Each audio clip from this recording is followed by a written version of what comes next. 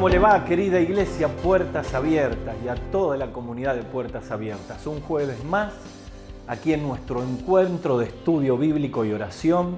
Queremos saludarles a todos en el nombre del Señor. Qué bendición la experiencia que estamos viviendo. Les quiero contar que la iglesia se reúne en grupos pequeños y nuestro programa de GPI, ya va a salir una placa, Grupos Pequeños de Influencia, está siendo una tremenda bendición. Se reúnen matrimonios, jóvenes, adolescentes, en casas, en la iglesia, con encuentros pactados. Y la verdad que estamos siendo iglesia de otra manera, como era la iglesia primitiva, en el templo y por las casas. Así que dos cosas quiero decir respecto a esto. Primero, que si vos todavía no estás participando en un grupo pequeño, supuestamente tenés que estar en uno. O no te has podido comunicar con tu facilitador o encargado, pero vos nos podés escribir ahora al teléfono que va a salir ahora en pantalla, mandá un WhatsApp y seguro te vamos a comunicar cuándo es tu grupo pequeño. Y si alguno de los amigos que se ha incorporado a esta amplia comunidad de Puertas Abiertas quiere participar, son grupos pequeños de matrimonios, de jóvenes, de hombres, de mujeres, es decir, respetan una afinidad, por lo cual vas a poder participar de la comunión, la oración y la amistad cristiana y sobre todo, ser bendecido en forma presencial por la palabra de Dios. Así que, dicho esto, quiero animarles a todos que puedan participar. Hoy, en nuestro estudio, vamos a tener nuestra última clase de la serie Esperanza Futura. La trae nuestro querido Norberto Pray y con esto cerramos esta serie. Y el anuncio que quiero darles es que el jueves que viene comenzamos a estudiar la carta del apóstol Pedro, Primera Pedro.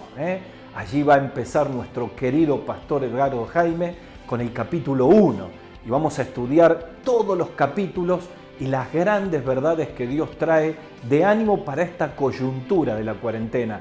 De hecho, Primera Pedro es una carta de aliento, de ánimo y de doctrina para gente que sufría la persecución allí en el Asia Menor. Así que vamos a encontrar muchas similitudes y vamos a leer la palabra de Dios que nos va a ayudar un montón. Voy a orar ahora por todos ustedes. Luego vamos a escuchar la palabra de Dios con Norberto y finalmente no se vaya cuando termine la prédica. Traiga a la familia, encontrémonos y oremos como iglesia. Como digo siempre, cada hogar multiplicado por otro hogar, decenas y decenas de creyentes elevando nombres de enfermos, orando por las obras misioneras, pidiendo por las familias de la iglesia, se multiplican llegando al trono de la gracia.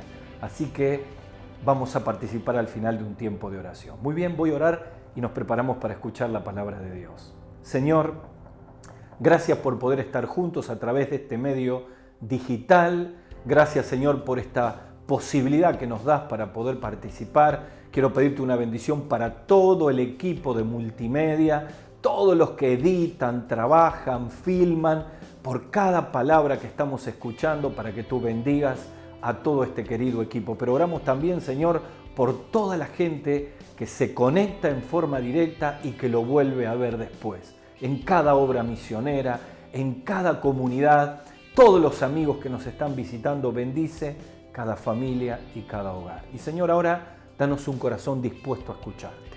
Te lo pedimos en el nombre del Señor Jesús. Amén. Muy bien, nos disponemos a escuchar la palabra de Dios.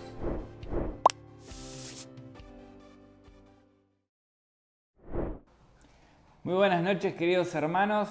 Qué alegría es estar acá y poder compartir este estudio que llamamos Esperanza Futura.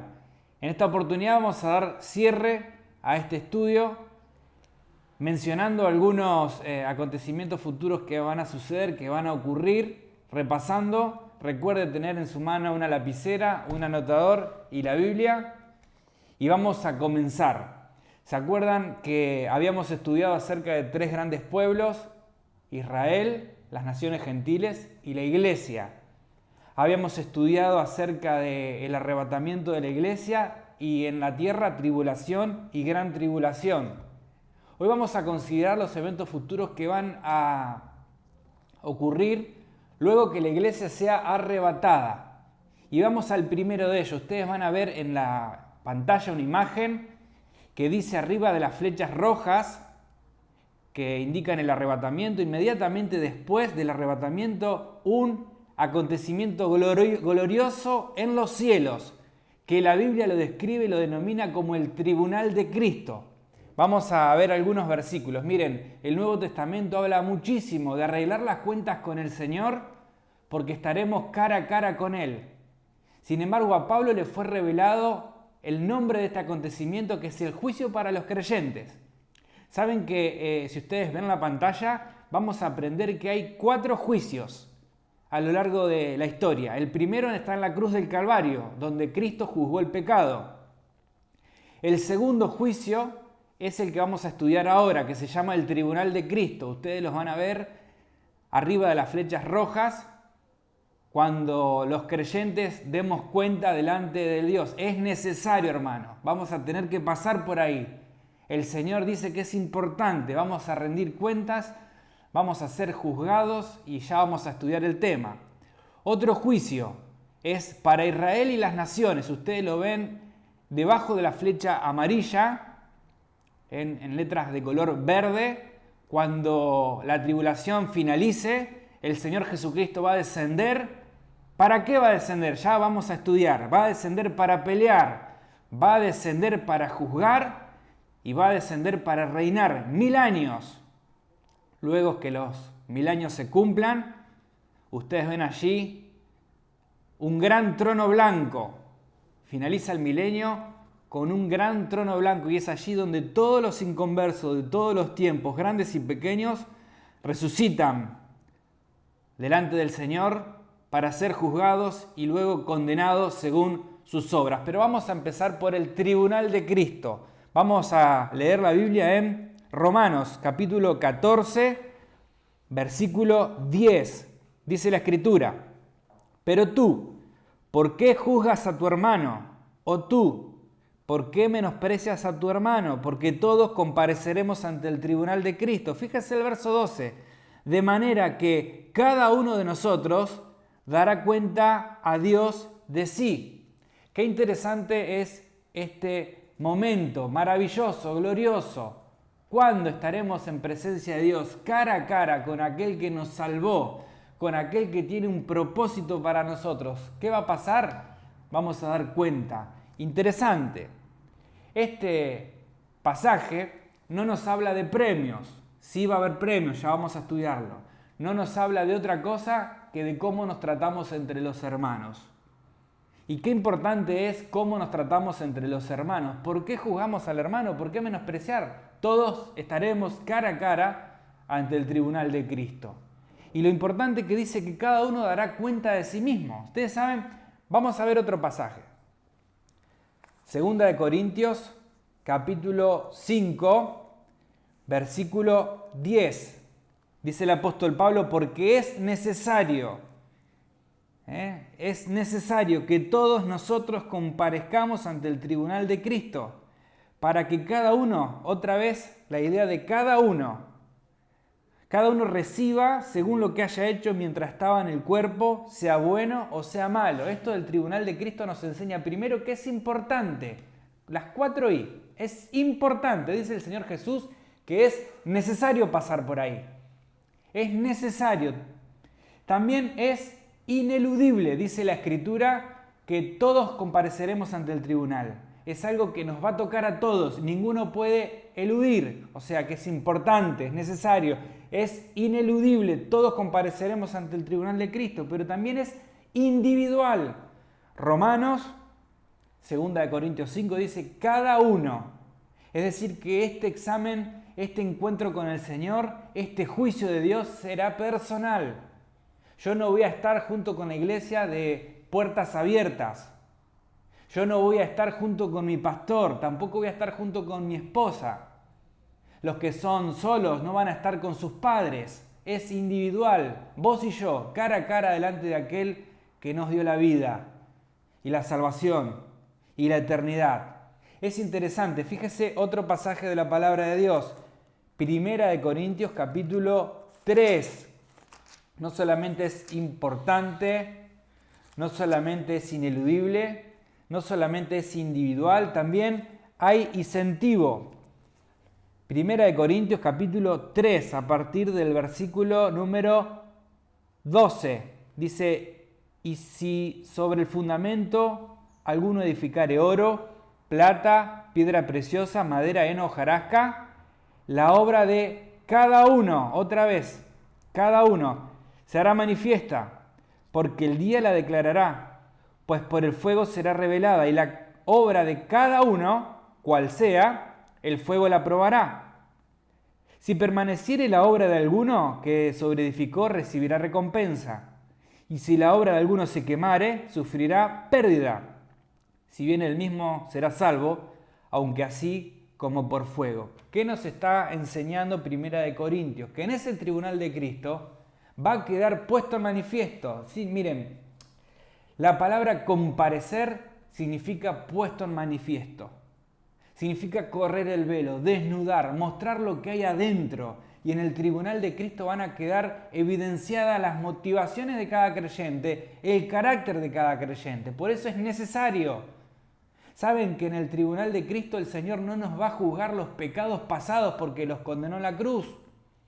Tampoco el Señor nos juzgará por los pecados que confesamos, porque si confesamos nuestros pecados, Él es fiel y justo para perdonar nuestros pecados y limpiarnos de toda maldad.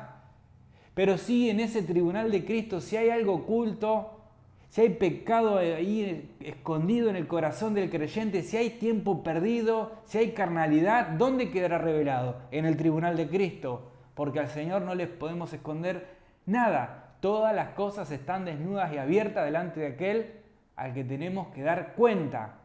¿Qué es el tribunal de Cristo? Es poner en manifiesto si las obras que hicimos aquí fueron hechas en Dios, en el poder del Espíritu y para gloria de Dios, o si las obras que hicimos aquí fueron obras de hombre, en el poder de la carne, de mis posibilidades, de mis capacidades, de mis conocimientos, o para agradarme a mí mismo. Saben, ahí dice la Escritura que cada uno recibirá recompensa, por lo tanto también es un incentivo. Repasamos las 4I. Es importante, es necesario, es ineludible, todos vamos a comparecer, todos sacaremos a luz lo que hay adentro nuestro. Es individual, es personal, cara a cara con el Señor, pero es un incentivo, porque ahí recibiremos recompensa. Y obras que se nos darán recompensa, se nos darán coronas. Miren, no hay oración de creyente que no quede sin premiar, ni ofrenda, ni adoración, ni servicio, ni evangelio, ni discípulo, ni testimonio de cada creyente que no tenga su recompensa. Dijo el Señor Jesucristo, si alguno es capaz de dar un vaso de agua en mi nombre, de cierto os digo que ya tiene su recompensa. Y es en ese lugar que el Señor nos va a recompensar. Por eso el tribunal de Cristo nos sirve como examen para mirarme a mí mismo y decir, ¿cómo estoy? ¿Cómo sería si ese encuentro con el Señor tiene que ser hoy? Por eso nos tenemos que examinar a nosotros mismos. ¿Cómo sabemos si estamos haciendo la obra de Dios como Él quiere? Bueno, sabemos según la palabra de Dios que ustedes van a buscar de tarea en su casa las 5 coronas que el Señor tiene para nosotros. Pero yo te voy a adelantar algo. El Señor quiere que corramos fielmente la carrera de la vida cristiana. Y hay una corona para los que corren de una manera legítima. Segundo, el Señor quiere que ganemos almas porque hay una corona. La corona que el Señor tiene preparado para los ganadores de almas. Búsquela. Segunda Tesalonicenses. Le voy adelantando. Tercero, el Señor tiene una corona especial para aquellos que aman su venida. Hay creyentes que viven como si el Señor no vendría nunca. Pero para todos los que aman la venida, el Señor tiene una corona preparada. Cuarto, hay una corona de vida para aquellos que soportan las pruebas. ¿Cuánto que sabemos acerca de esto? La iglesia conoce, ¿verdad? ¿Cuántos testimonios cercanos de hermanos que han pasado por el fuego de la prueba? Bueno, hermano, animo a seguir adelante. La Biblia nos anima porque el Señor tiene preparado la corona de vida para todos los que soportan las pruebas. Y hay una corona que es la corona incorruptible. Búsquela. Es para los que apacientan la grey de Dios. Y acordate, no es para el pastor de la iglesia. Porque para apacentar o ser pastor, aunque sea una oveja, es suficiente. Y vos podés hacerlo a través de los grupos pequeños, a través de ganar personas para Cristo, enseñándoles como el Señor nos dijo que hagamos. terminado el tribunal de Cristo, es necesario, vamos a pasar por ahí, seremos premiados, a todos se nos quemará algo ahí, pero todos recibiremos algún premio, pasaremos a otro acontecimiento que se llaman las bodas del Cordero. Acompáñeme a Apocalipsis capítulo 19.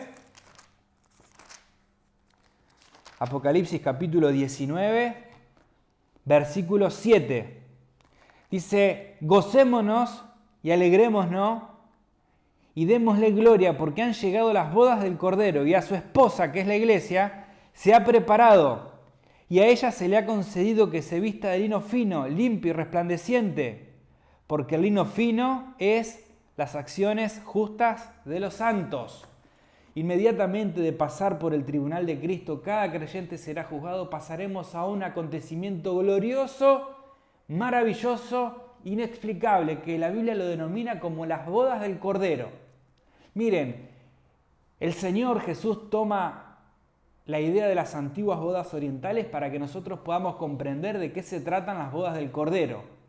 Las bodas orientales tenían 3 etapas. Número 1, la del desposorio. A veces los que se iban a casar eran niños y los padres arreglaban un contrato que denominaban el desposorio.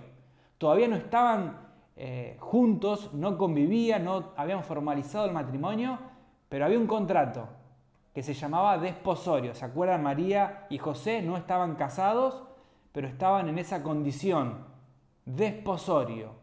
Pero está la segunda etapa que se llama la presentación, donde había una fiesta familiar, íntima, y donde el esposo preparaba un lugar para la esposa. Él preparaba la casa donde iban a vivir y en un momento formalizaban, ahí se encontraban la familia y era la presentación. Y por último finalizaba todo como un gran banquete, donde había una fiesta pública. Esa fiesta a veces duraba hasta 7 días. Y el Señor Jesús, para enseñarnos eso, toma la idea oriental y es lo que pasa con Cristo y la iglesia. Porque en esta etapa, esta es la etapa del desposorio. Nosotros le amamos sin haberle visto. 1 de Pedro 3:8. Él está preparando un lugar para nosotros. Juan capítulo 14. Y Él va a venir y nos va a tomar y nos va a llevar para estar juntos con Él. Y así estaremos en un banquete que será eterno. Y mientras nosotros estamos allí en tribunal de Cristo, boda del Cordero, acordate, acá en la tierra ya estudiamos tribulación y gran tribulación. Todo concluye cuando usted vea en la pantalla la flecha de color amarilla que dice segunda venida de Cristo. El Señor Jesucristo viene. Lea conmigo Apocalipsis capítulo 19. Vamos a leer algunos versículos. Verso 11. Dice, estamos estudiando ahora segunda venida de Cristo. La iglesia fue raptada, pasó por el tribunal de Cristo, están las bodas del Cordero, pero en un momento, acá en la tierra hay tribulación y gran tribulación, ya estudiamos los juicios, el Señor desciende. Y ya no desciende para sufrir como en su primer venida, ya no desciende como un cordero, ahora viene como el león de la tribu de Judá y desciende para pelear, para juzgar y para reinar. Fíjese conmigo, para pelear. Apocalipsis 19:11. Dice la palabra de Dios. Entonces vi el cielo abierto y he aquí un caballo blanco y el que lo montaba se llama Fiel y Verdadero y con justicia juzga y pelea. ¿Ves? El Señor Jesucristo vino para pelear y para juzgar. Sus ojos eran como llama de fuego. Acordate, en el tribunal de Cristo también vamos a estar ahí y compartir la mirada del Señor Jesucristo que tiene los ojos como llama de fuego. Dice, había en su cabeza muchas diademas y tenía el nombre escrito que ninguno conocía sino él mismo. Verso 13. Estaba vestido de ropa teñida en sangre y su nombre es el Verbo de Dios. Y los ejércitos celestiales vestidos de lino fino, finísimo, blanco y limpio, le seguían en caballos blancos. De su boca salió una espada aguda para herir con ella a las naciones y él regirá con vara de hierro.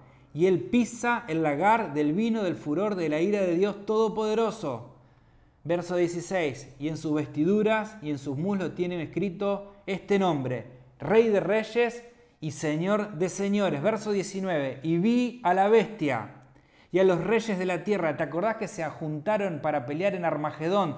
todos los ejércitos del mundo, satánicos, demoníacos, militares y humanos, están reunidos ahí, en el valle que se llama de Armagedón, preparados para guerrear, para pelear con el Señor. Dice, y vi a la bestia y a los reyes de la tierra y a sus ejércitos reunidos para guerrear, al que montaba el caballo con sus ejércitos.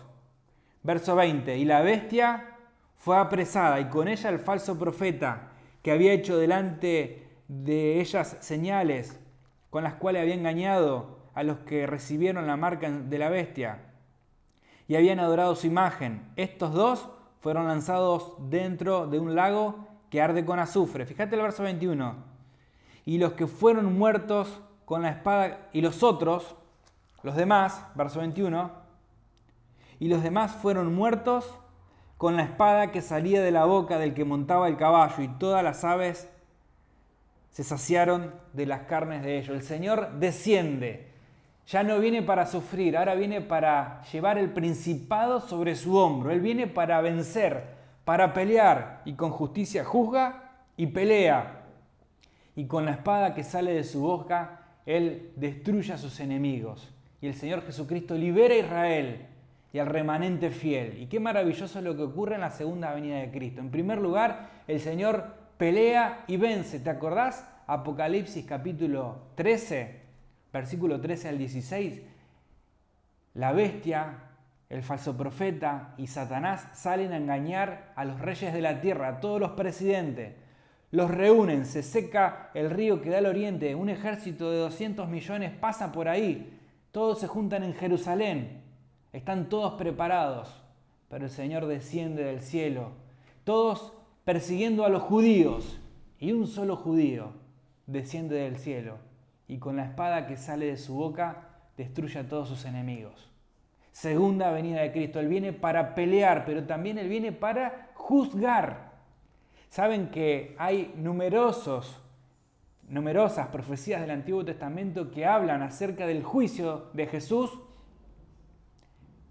cuando venga en su segunda venida. Él juzga a Israel y juzga a las naciones. Vamos a hacer referencia a dos capítulos de la Biblia que son conocidos. El primero es Mateo capítulo 24. Mateo capítulo 24 nos habla acerca de las parábolas que tienen que ver con juicio para Israel. Están las parábolas del siervo justo y el siervo malo. Están en el capítulo 25 las parábolas de las 10 vírgenes, 5 prudentes, 5 insensatas. 5 que se prepararon para recibir al rey, las otras no se prepararon para recibir al esposo en realidad. Y después está la parábola de los talentos, ¿se acuerdan?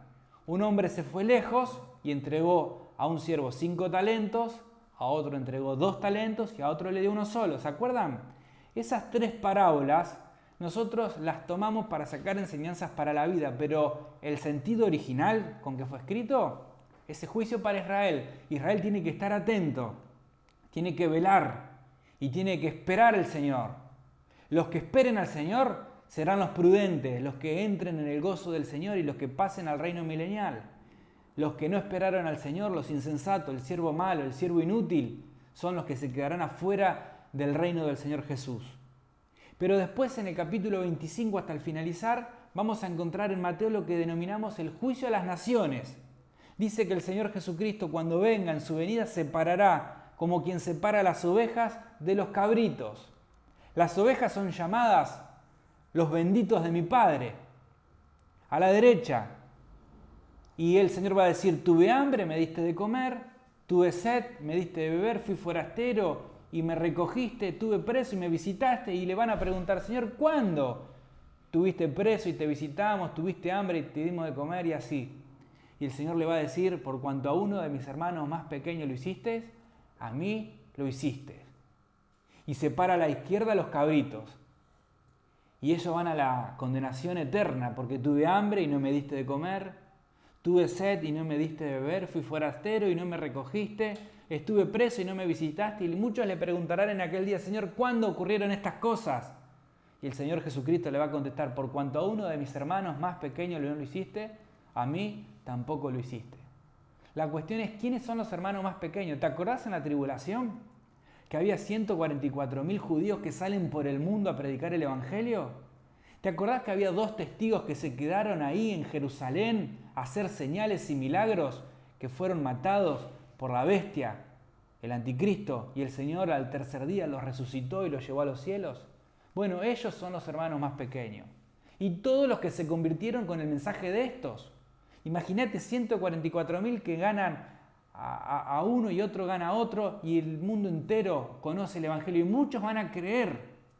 Y en un momento el Señor baja y ahí establece un juicio.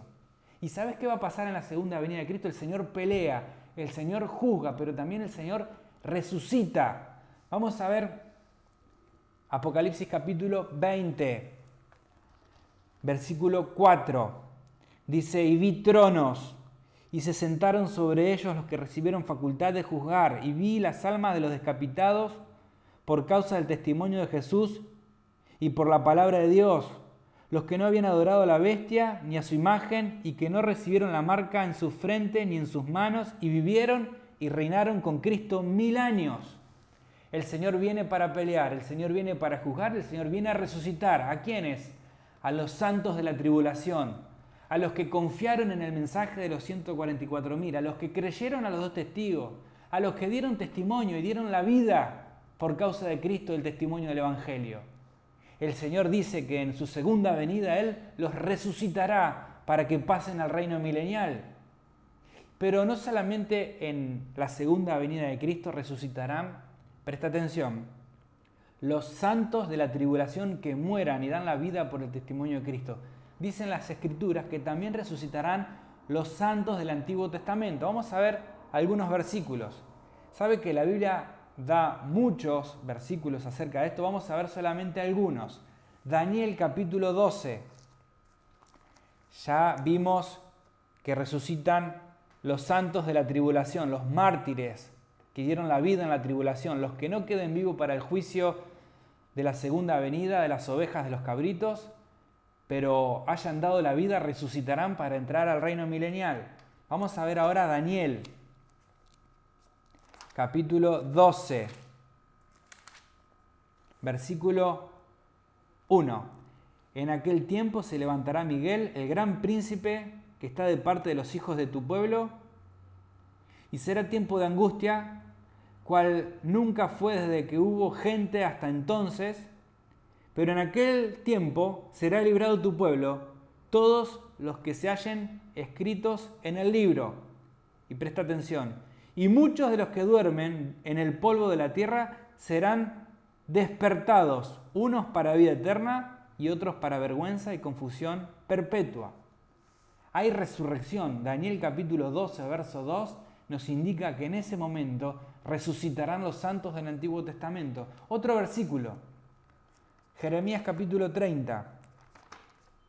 Usted sabe que, por ejemplo, el rey David es un ejemplo concreto. Daniel va a resucitar, David va a resucitar. Jeremías se escribió 400 años después que David murió. Sin embargo, fíjese qué profetizó. Isaías capítulo 30, versículo 8. Dice: en aquel día, dice Jehová de los ejércitos, yo quebraré su yugo de su cuello y romperé tus coyundas, y extranjero no lo verá más a poner en servidumbre. Fíjate el 9. Sino que servirán a Jehová su Dios. ¿Y a quién? Y a David su rey, a quien yo les levantaré. Jehová prometió levantar a David. Y acá viene el cumplimiento de todas las profecías y de todos los pactos que Dios hizo con su pueblo. Acordate bien, Abraham le dijo: en ti serán benditas todas las familias de la tierra. Y Abraham fue el que inició este pueblo que es el pueblo de Israel, el patriarca Abraham. Y por un judío, Jesús, serán benditas todas las familias de la tierra. A David le dijo que en su trono se sentaría uno para reinar para siempre y que su reino no tendría fin. Es la cumplimiento del pacto con Abraham, es el cumplimiento de la promesa del pacto con David y es el cumplimiento de la promesa que Dios hizo con Israel. Jeremías capítulo 31, acompáñeme. Jeremías capítulo 31, Versículo 33. Pero este es mi pacto que haré con la casa de Israel después de aquellos días, dice Jehová. Daré mi ley en sus mentes y la escribiré en su corazón, y yo seré a ellos por Dios, y ellos me serán por pueblo. Y es aquí que el Señor no solamente viene a pelear, no solamente viene a juzgar, no solamente resucita a los santos del Antiguo Testamento y a los santos de la tribulación, sino que el Señor viene a reinar. Y es maravilloso. Hay muchísimo, el Antiguo Testamento y las profecías hablan muchísimo acerca de este reino. Pero es un reino que su paz no tendrá fin. Es un reino de justicia, de santidad. Es un reino de adoración. Fíjense, vamos a ver algunos versículos. Zacarías 14.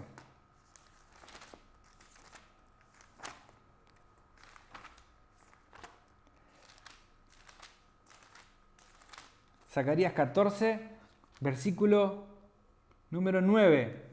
Dice, y Jehová será rey sobre toda la tierra en aquel día. Jehová será uno, uno es su nombre. Verso 17. 16. Y todos los que sobrevivieron, ¿se acuerdan? A la gran tribulación. Y todos los que sobrevivieron de las naciones que vinieron contra Jerusalén, subirán de año en año para adorar al Rey, a Jehová de los ejércitos, y a celebrar la fiesta de los tabernáculos. Es un reino de adoración, es un reino donde habrá sanidad. Isaías, capítulo 35. Es un reino donde habrá sanidad. Fíjese conmigo. Isaías, capítulo 35. Versículo 5. Entonces los ojos de los ciegos serán abiertos, y los oídos de los sordos se abrirán. Entonces el cojo saltará como un ciervo, cantará la lengua del mudo, porque aguas serán cavadas en el desierto y torrentes en la soledad. Es un reino de soledad, es un reino de paz, es un reino de sanidad. Ahí estará Cristo, que es el Rey. Los santos del Antiguo Testamento, pero hay una mención que también la iglesia va a reinar con Cristo. Fíjese conmigo. Apocalipsis, capítulo número 5. Apocalipsis, capítulo 5, versículo 10. Dice, y nos has hecho para nuestro Dios reyes y sacerdotes, y reinaremos sobre la tierra. Y el capítulo 1, versículo número 5, dice, de Jesucristo, el testigo fiel, el primogénito de los muertos, el soberano de los reyes de la tierra, que nos lavó de nuestros pecados con su sangre. 6, y nos hizo reyes y sacerdotes para Dios, su Padre. Seremos reyes y reinaremos sobre la tierra con Cristo. Saben, esto será maravilloso. Este es un reino que no lo podemos explicar. Quizás la imaginación nos pueda transportar a la vida que vivía Adán y Eva en el huerto del Edén. Lo más parecido, donde los animales no eran feroces. Lea después en su casa Isaías capítulo 11, cómo los niños pueden jugar con las serpientes, cómo pueden convivir distintas clases de animales y no serán feroces. Será un reino maravilloso, será un reino perfecto. Es el comienzo de la eternidad. Allí comienza. Es un reino terrenal que va a durar 1000 años y que es literal. Cristo será el Rey. Y allí estaremos. Y cuando los 1000 años se cumplan, fíjese Apocalipsis, lea conmigo. Otro acontecimiento, Apocalipsis capítulo 20. Dice, vi, verso 11, y vi un gran trono blanco y al que estaba sentado sobre él, de delante del cual huyeron las tierras y los cielos, y ningún lugar se encontró para ellos. Y vi a los muertos, grandes y pequeños, de pie ante Dios. Y los libros fueron abiertos, y otro libro fue abierto, en los cuales es el libro de la vida. Y fueron juzgados los muertos por las obras que estaban escritas en los libros, según sus obras. Y el mar entregó a los muertos que había en él, y la muerte y el Hades entregaron a los muertos que había en ellos, y fueron juzgados cada uno según sus obras. Y la muerte y el Hades fueron lanzados al lago de fuego. Esta es la muerte segunda. El que no se halló inscrito en el libro de la vida fue lanzado al fuego. Esto es lo que va a pasar cuando los 1000 años se cumplan. Satanás será soltado. Acordate de esto. Cuando el milenio comienza, cuando viene la segunda venida de Cristo, Satanás es atado por 1000 años. Lo encontramos en Apocalipsis 20.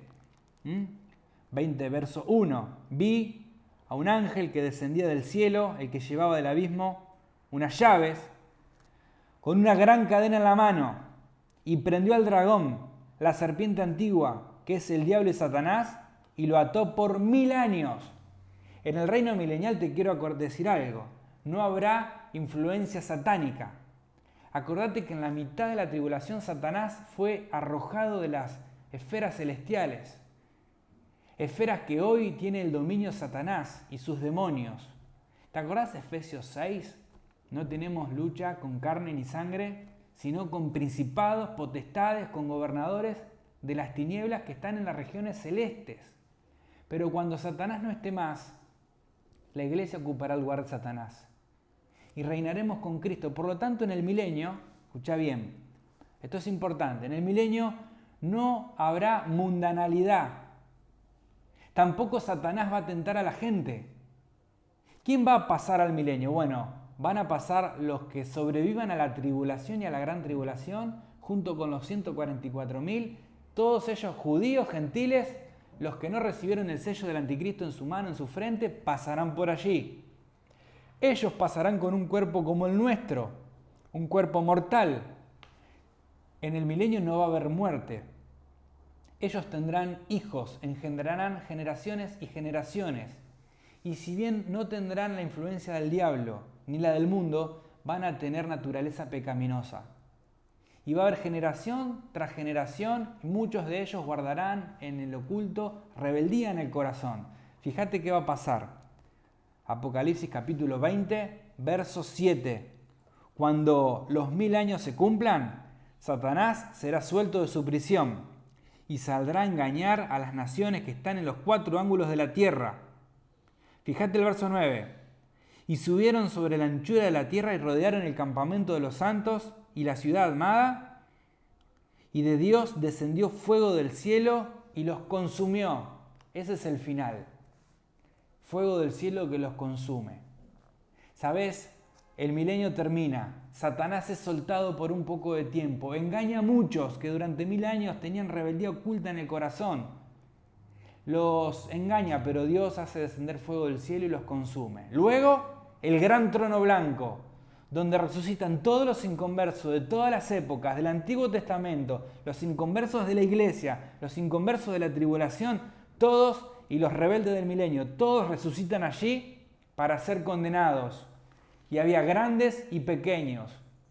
El mar entregó a sus muertos, el Hades entregó a sus muertos, y no había lugar para ellos porque fueron juzgados según sus obras. Y después de esto, dice el relato, que desciende una Jerusalén celestial y el apóstol Juan vio cielos nuevos y tierra nueva donde mora la justicia. Este es un poco el panorama de los eventos futuros, de nuestra esperanza futura.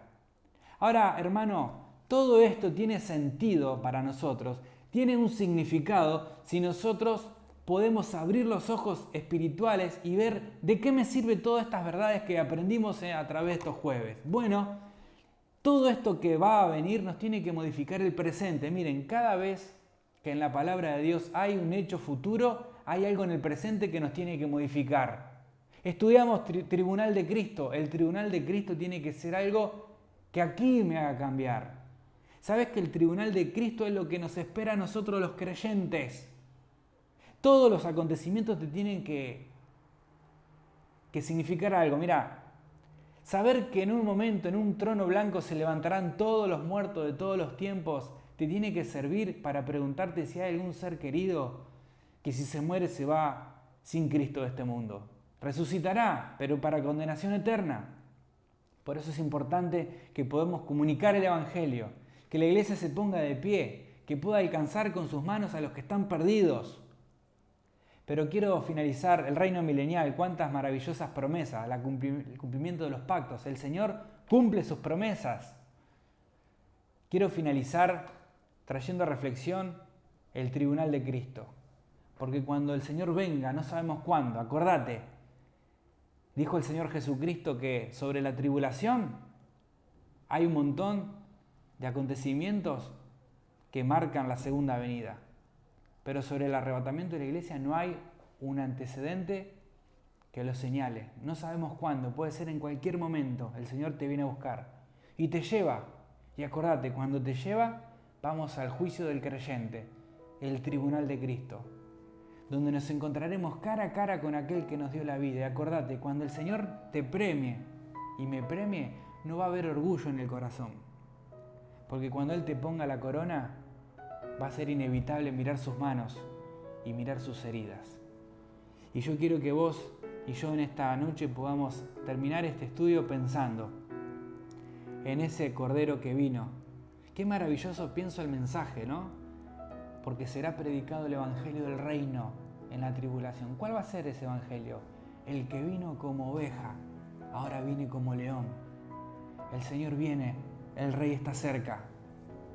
Y yo te quiero decir, el Señor está cerca. El día de Cristo está cerca. Es cuando el Señor nos viene a buscar a su iglesia, a su amada esposa. La pregunta que te hago, ¿estás preparado para ese día? Yo creo que todos los acontecimientos que van a venir son para nosotros una advertencia que tenemos que arreglar las cuentas acá para que nos vaya mejor allá. Qué maravilloso es si cuando el Señor nos viene a buscar no hay nada oculto en el corazón que va a ser puesto manifiesto, porque arreglamos las cuentas con Él en este momento. Yo te quiero invitar que podamos terminar orando. Ahí en tu casa con el que estás, vamos a finalizar con una oración. Señor, en esta noche yo te doy gracias por todo esto que hemos aprendido. Y yo te quiero pedir que todos los acontecimientos y la esperanza que nosotros tenemos tenga sentido para nosotros, para cada hermano de la iglesia, para cada uno que escucha este audio, Señor. Y para que podamos prepararnos para ese día maravilloso, glorioso, sublime, porque es necesario. Y estaremos cara a cara contigo, Señor. Ayúdanos a que podamos arreglar las cuentas acá. Señor, también te queremos pedir para poder salir y compartir el Evangelio al mundo, para que sean menos los que pasen por ese terrible juicio del gran trono blanco. Bendice tu palabra y aplícala a nuestros corazones. En el nombre de Jesús. Amén.